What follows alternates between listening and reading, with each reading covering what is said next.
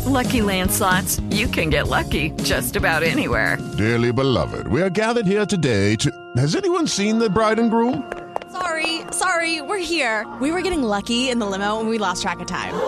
No, Lucky Land Casino, with cash prizes that add up quicker than a guest registry. In that case, I pronounce you lucky. Play for free at LuckyLandSlots.com. Daily bonuses are waiting. No purchase necessary. Void where prohibited by law. 18+. Terms and conditions apply. See website for details. Hello and welcome. It is Eric Erickson here across the United States of America. It's an open line Friday. The phone number is 877-973-7425. You can always text Eric, E-R-I-C-K, to 33777. Get the show notes, the podcast, the live stream. Follow me around social media. We got to move to the Speaker of the House fight in Congress. You know, they can't advance legislation without a speaker. The Speaker pro tem's whole job is to preside over the House in an administrative capacity until a new speaker is selected. It's a creation of 9/11. But the Speaker pro tem has no real power. Steve Scalise is out. I want to explain to you the history there. Steve Scalise's chickens came home to roost. Let me say first, there is some sense to Scalise as Speaker in that he was the victim of that mass assassination attempt by James Lee Hodgkinson, who tried to gun down members of Congress. Scalise was critically injured but survived. He's now battling cancer. He's a strong fighter. So it makes some sense to make him the face of the GOP. I mean, this man was nearly assassinated. And is for gun rights. He's got good responses to the gun control advocates and stuff. But Scalise years ago burned bridges with conservatives in Congress. There is an organization in the United States House of Representatives called the Republican Study Committee. For years, the Republican Study Committee was that organization wherein the conservatives got together to map out legislative strategy. You may have heard of some of the leaders of the Republican Study Committee. There was Mike Pence. There was a guy you might have heard of named Jim Jordan, among others. Jeb Hensarling and others. One of the rules of the Republican Study Committee was that the founders of the Republican Study Committee got to endorse their successor. The idea was that within the Republican Study Committee, you didn't want it to become a tool of the establishment. And so the founders would say, hey, we would like this guy to be the next leader. We trust his conservative credentials. And the membership would vote, and every time they would pass it on to who the leaders wanted.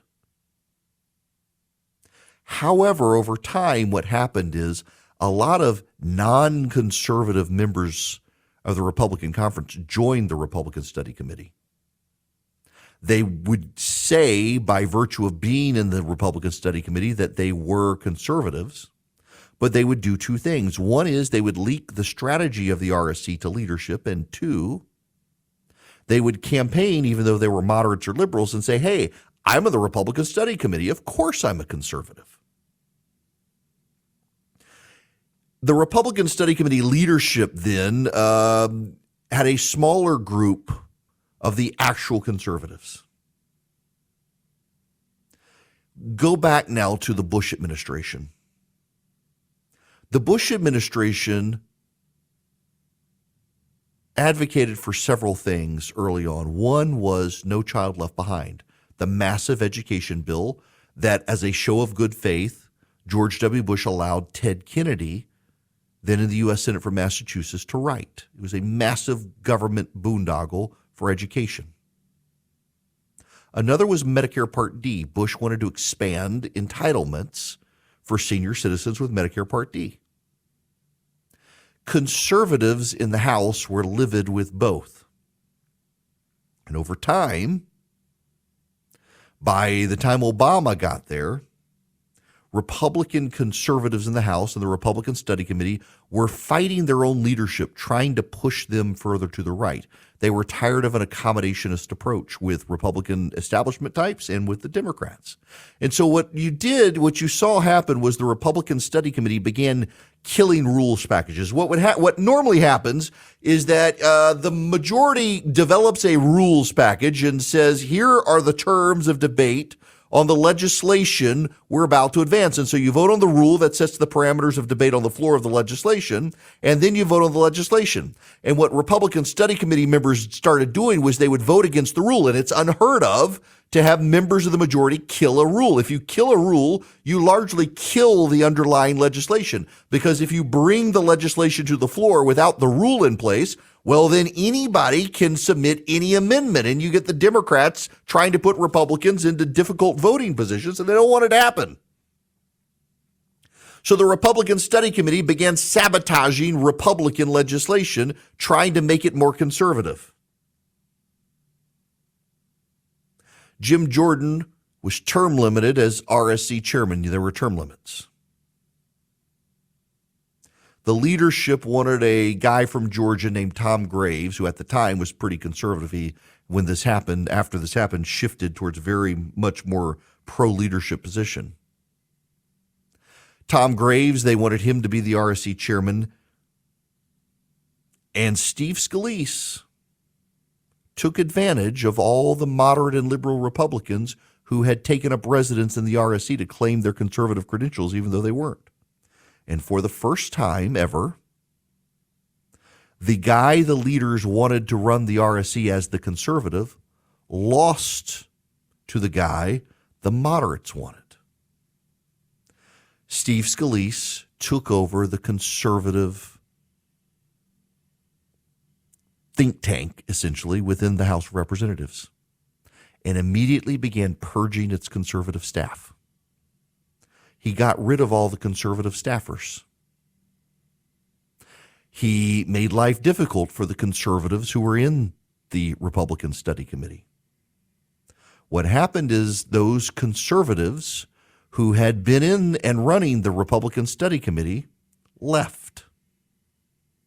And the Republican Study Committee collapsed under Steve Scalise's leadership. And the House Freedom Caucus started. We would not have a House Freedom Caucus but for Steve Scalise's coup within the Republican Study Committee. Memories last a long time. That was years ago. That was in the, 2010-ish, 2011-ish period. And the grudges have been nursed ever since. So now Steve Scalise, having gotten the Republican Study Committee members to ignore Jim Jordan's choice for replacement in the Republican Study Committee, forcing out Jim Jordan and others who started the House Freedom Caucus, now Scalise running against Jim Jordan. And guess what? A lot of the conservatives who've been around for a while said, nope, payback. Finally, payback. We will not have you be our Speaker of the House. Only about 8 of them, but there are 8 members of the House Freedom Caucus who had the institutional legacy and knowledge of what Steve Scalise had done, and his chickens came home to roost. So now Scalise is out. He won't be Speaker of the House. He'll stay Majority Leader for now, and Austin Scott is going to run for Speaker of the House. Austin Scott happens to be my member of Congress. I remember going to meetings encouraging Austin Scott to run for Congress. Austin Scott isn't worth a warm bucket of spit. I can't imagine he becomes Speaker of the House. The man is a quick-tempered egotist. I actually have a friend who was a staffer in the House of Representatives and was helping sabotage the big pork farm bill, and Austin Scott wanted to fight the guy. That's the sort of man Austin Scott is. A member of Congress wanted to fight a legislative staffer over legislation, like physically fight the staffer. Austin Scott he'd be a waste of a speaker. He's a waste of space in Congress to begin with. Austin Scott trying to be Speaker of the House. Now, Austin Scott, you should also know, has some of the worst constituent service in Congress. So if his communications with members of Congress are anything like his communications with his constituents, they probably don't even know he's running for Speaker. A buddy of mine in Middle Georgia actually texted me this morning and said, I was flabbergasted to learn Austin Scott's still in Congress, given how bad his constituent services are. Literally, around Middle Georgia, in the areas where Austin Scott is, Republicans have to reach out to John Ossoff and Raphael Warnock, the two Democratic senators, if they want to get anything done, because Austin Scott's constituent services are terrible. Having that guy as Speaker of the House would be a disaster. He'd be punching Democrats, which would be funny, but he'd also be punching legislative staffers, undoubtedly. Quick-tempered, ill-tempered, ineffective member of Congress who's just a leadership lackey. There's no way he should be the Speaker of the House, but who knows? So here's what's happening now with the Speaker's fight. We can't get anything done. We can't get legislation funded. We can't get any appropriations. We can't get anything done. We can't get a budget done without a Speaker of the House. That may be a good thing for you, but if you don't have a Speaker and the government shuts down, you can't even fund the Border Patrol. So they want a Speaker. But now the moderates are deciding they're going to pay back the conservatives. They're still mad at Matt Gaetz.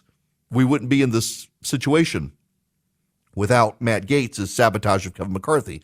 So Tom McClintock is actually a pretty effective conservative out in California, and a number of others. They're saying, hey, we need to just bring McCarthy back. We need to vacate the motion to vacate and put McCarthy back in. This is nonsense. You've got other moderates who are taking the position, absolutely not. We will not allow Jim Jordan to be chair or speaker as payback to what they did to Kevin McCarthy. So I don't know how Jim Jordan gets to 217 votes, in all honesty. I don't know how he can do it, because you can only lose 4, and you've got at least 5 moderates saying, look, you killed McCarthy and you killed Scalise. We're not giving you Jordan. It's got to be somebody else. So the House is stuck while they scramble to get the votes. There are enough conservatives, I think, who will not under any circumstance vote for Austin Scott. At least I hope so. He'd be a terrible speaker. I don't know how you navigate this at this point. Maybe we're going to have Patrick McHenry stay. And Patrick McHenry at least knows how to count votes. He'd be an effective speaker. He's not my favorite member of Congress, but he'd be effective because he knows how to count the votes. I got no idea how this is going to shape out now. I assume Scalise would be able to pull it off, but man, the memory of what he did to the Republican Study Committee has stayed strong with these House conservatives. They wanted nothing to do with him. So we're going to have to keep waiting and watching and see how this mess plays out in the House of Representatives. No grown-ups rising to the occasion. Essentially what you have is a pool of about a dozen moderates saying, screw you conservatives, and a pool of about a dozen conservatives saying, screw you moderates. And both sides have the capacity to sabotage the other side. So who do you find in the middle of the road? I don't know. But those moderates are reaching across the aisle to the Democrats to see if they can help come up with a compromise candidate. What a mess. What a mess. All because Matt Gaetz had a personal grudge against Kevin McCarthy and threw a temper tantrum. That's why we're here today. Meanwhile, we can't even fund appropriations to help Israel. Thanks, Matt Gaetz. Hello, welcome. It's Eric Erickson here. The phone number 877-973-7425. Should you wish to be on the program, stand by. Those of you on the phones, I will get to your phone calls. I promise. Now, I tread lightly here because I know how some of you are.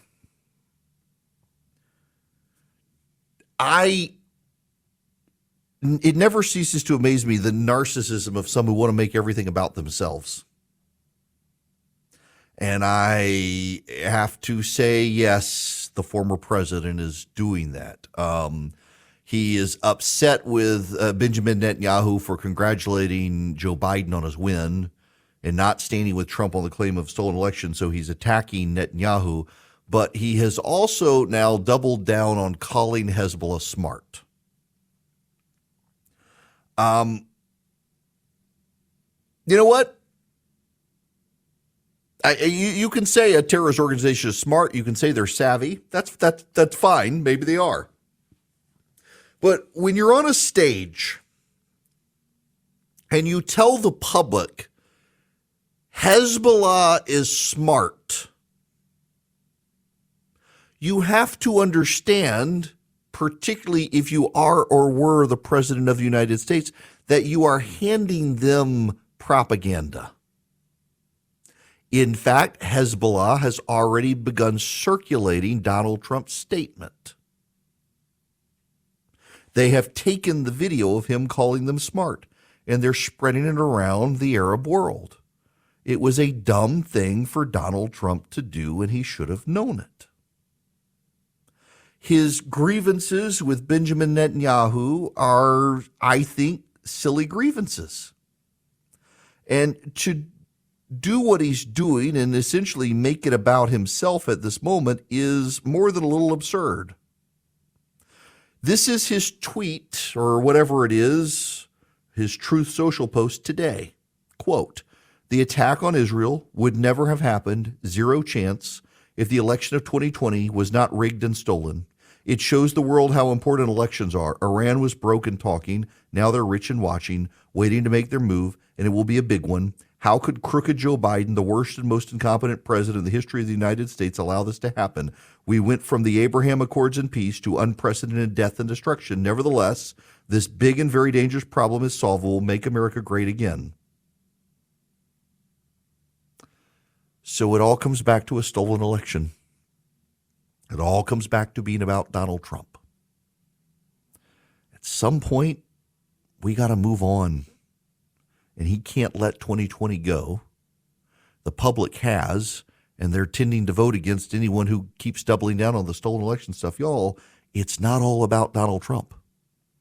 And what's so funny is when I try to tell people it's not always about him and he's making it about himself, I get people telling me, "You're making it about Trump." No, I'm telling you, relevant news story. He called Hezbollah smart, and now they're circulating that clip around the Middle East in a big propaganda win. That was a dumb thing for him to do, and to then double down on this nonsense about the stolen election and he wouldn't have happened if he was there, blah, blah, blah, blah, blah. It's not about you, man. It's not about you. Understand you want attention, but we've got dead Israeli kids, and we got a war on our hands, and it's not about you. Let it go. But I know people will get defensive on his behalf. That's what always happens. And they'll blame me instead of recognizing he was stupid to say it.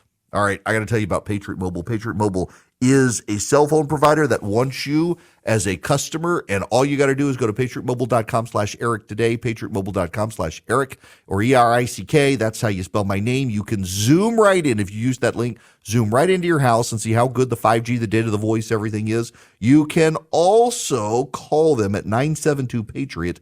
Tell them I sent you. You get free activation with my name. You get great discounts if you're a veteran, a first responder, an NRA member, a teacher, so much more.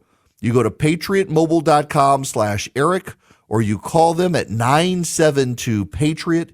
You tell them I sent you. You get great discounts. You get free activation with my name. You get a brand new phone number, or keep your own phone number, but do business with a conservative company that shares your values and funds the causes you care about. Well, I knew this was going to happen, and it has happened. Just so you know, the head of government media in Gaza is now telling reporters that they have found no evidence that the quote-unquote Palestinian resistance intentionally targeted children. You got that? There's no evidence. They found no evidence. They intentionally targeted children. Pay no attention to the pictures of all the dead children. Pay no attention to the interviews of the parents who lost their children. Nope, there's no evidence. And of course, members of the media want you to know that Gaza says there's no evidence. Evil, evil people on display. All right, to the phones, 877-973-7425. Let's go to Stacy first. Welcome, Stacy. How are you? Hey, Eric, my question to you is, do you think Marxism is intentionally or unintentionally creeping into our country? As I understand from Karl Marx's manifesto of 1848, that a goal of it is to destroy the nuclear family and turn kids away from their parents. You see it with federal programs making marriage unnecessary or incentivizing singlehood or single parenthood, deleting fathers. We now have language in our culture of baby mamas and baby daddies. We see the anti-capitalism movement growing in our youth. You even had COVID reporting where, it was encouraging family members or kids or neighbors to report the other on each other if lockdown rules were being broken. We even see it in our educational system where the educational system wants to hide from parents some very important topics or issues that their kids are facing, even down to the simple things of how we teach math. I can't, my kids don't carry the one and don't understand my instruction in math. So, it just made me think, and you've talking about these topics before, is there some big organization behind a curtain pulling all these little levers? Okay. So let me, happening by happenstance? Is it intentional or unintentional? Behold the healing power of and.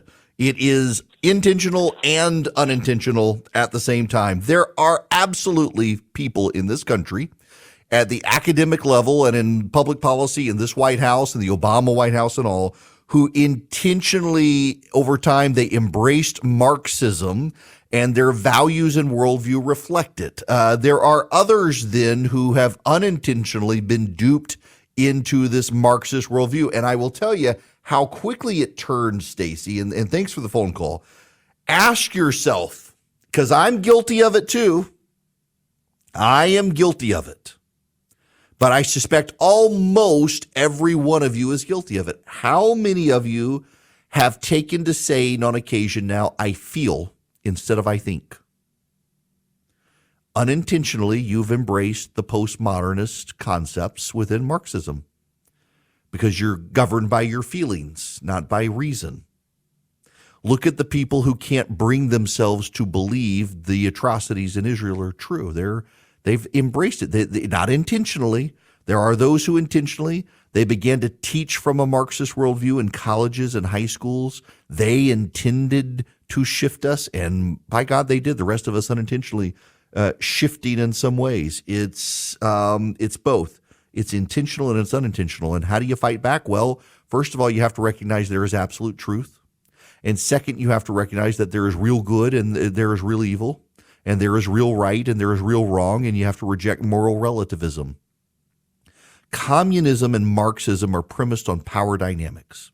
It's all about power. The ethics of a non-Marxist depend on other things. The ethics of a Christian depend on absolute truth. And you fight back Marxism with absolute truth, and you hold your ground. And sometimes it's tiring. I mean, look at the people who they've decided that the images of the dead are just AI-generated images. Or the babies, they weren't decapitated, they were just killed, so that's okay. You've got a lot of Marxists out there who are denying decapitated babies. We now have eyewitnesses who've come forward. We now have reporters in the field who have confirmed it. But they're not going to show you the pictures. If you know anything about the Jews and how they treat dead bodies, they've actually broken their own rules and moral compass in showing the pictures of the dead because it's not something they do. In Israel, it's very hard to dig up an archaeological site and find bodies and study the DNA because the Jewish law there forces them to immediately rebury the bodies. There's a deep respect for the bodies in death, so you don't get pictures of dead babies generally out of Israel. So it's both. It's intentional and it's unintentional. It's a slow creep over time. And the way to fight back on it is to stand for truth. Now, back to the phones. Open line Friday, 877-973-7425. Al Torrey, welcome back to the show. How are you? I'm doing good, Eric. How are you doing today? Oh, you broke up on me there just a minute. Can you hear me? Yep, I can hear you. I'm doing good. How you doing today? Good. I actually have two comments and a question. The first comment is this is like the best part of school that you don't want to miss, the history class. That's interesting, actually. And the other comment is I don't know if you're a betting man, but I can guarantee you that Green Bay will lose their next game. Oh, you're killing me, man. I gotta tell you. So first of all, I listen. I'm not actually a betting man to begin with. I play craps when I go to Vegas. I've never bet on a sports game in my life. Because as much as I like watching, I'm just not that into the stats stuff. But man, I don't have to bet. I mean, I can just give you the money now because I know you're telling the truth. That's just that game against the Raiders. It was like watching two Pee-wee football teams play. It was terrible. I actually thought Green Bay was going to win it. I wasn't expecting the Raiders to. I will tell you though, Altori. So out there, it was the craziest thing. It looked like a Green Bay home game. Probably 2-1. There were Green Bay fans in that stadium. Ooh. They knew Yep. they knew not to come. Yeah. All right. So now you had something else you wanted, didn't you? Yeah, I did. So if you remember when BRICS formed, would you say that, and I'm going to be hypothetical with the phases, but would you say like this would probably be a 5-phase plan to try to catch America off guard? Like Russia, of course, knew they was going to go to war with Ukraine, but that didn't work out. So now got to move on to the next step, which would be what's going on now. Yes and no. Okay. So for people who don't know what the BRICS are, BRICS, Brazil, Russia, India, China, and South Africa. Where did this come from? It was early 2000s. I want to say 2001. And it was an economic report from Goldman Sachs that coined the term BRIC. Brazil, Russia, India, and China. Those were the fastest growing economies outside of the Western world. They added South Africa in there a couple years later. And those countries realized they were onto something, that when you take the G7, which are the big industrial powers, that they would ultimately, in strategy and projection, eventually overcome them, and they began working collaboratively together. Now, there are problems. For example, India and China are not allies. They're competitors. South Africa had been a pretty Western country until the fall of the apartheid regimes there and the takeover by the African National Congress and Mandela. He leaned very much to the left. And began allying with China and Russia. But over time, this has taken on a phrasing of up-and-coming economies to be a new Axis alliance, and there is real axis of evil between Russia, India, and China, or Russia, Iran, and China. Iran is not in the BRIC nations. It's not the I, that's India. But we are seeing this axis of evil grow between Iran, China, and Russia. And they are collaborating. And people on the right really need to understand what's up here, because we get a lot of isolationist sentiment, and you can sit home and they're going to align the world against us if we do. Iran is selling oil to China to fund China's economy. China is giving Iran money. Iran is then using that money to buy technology from China. It is then manufacturing the weapons for Russia and for terrorist groups. Russia is using those weapons to advance in Europe and to draw NATO resources into Ukraine. China is using the resources and the oil to push the United States out of the South China Sea.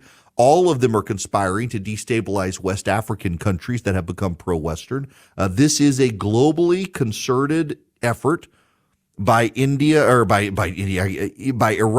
China, and Russia to undermine the Western world order. Part of it is the BRICS are collaborative, the BRIC nations. India, by the way, Brazil and South America, or South Africa rather, have been participatory in this realignment. India has been flirting with these countries, even though it and China are at odds.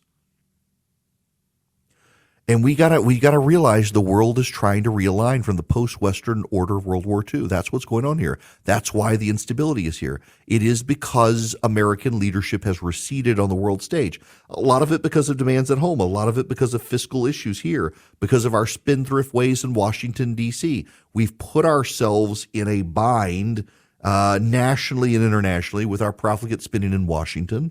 We've put ourselves in a bind with the competing desires to be isolationists or be on the world stage, and we can't get our nation on the same page. Therefore, the other countries in the world are taking advantage of it. They're also trying to wedge further divides in this country. They really are trying to disrupt this country with disinformation and misinformation. Unfortunately, the media plays a part in that.